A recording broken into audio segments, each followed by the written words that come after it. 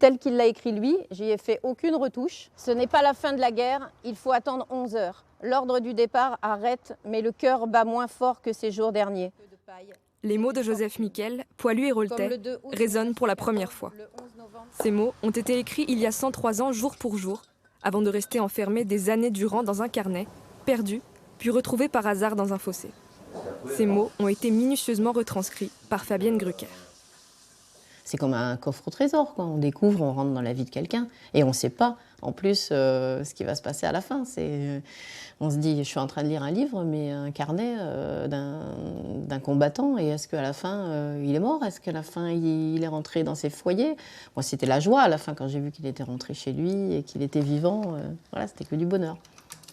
Ce n'est pas la première vie que Fabienne Grucker met en mots. Raconter les existences ordinaires, souvent douloureuses, est devenu une passion au fil des années. Et ce geste biographique s'apparente parfois à une thérapie. La douleur, souvent quand je rencontre les gens, elle est là.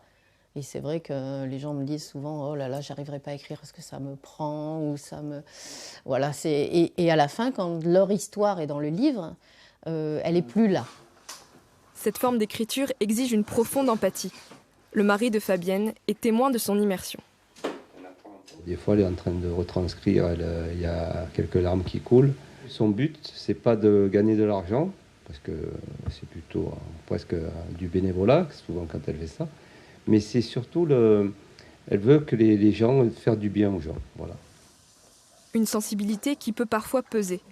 Après avoir rendu le carnet de Joseph Miquel à ses descendants, Fabienne s'est tournée vers la fiction pour aborder le réel avec plus de légèreté.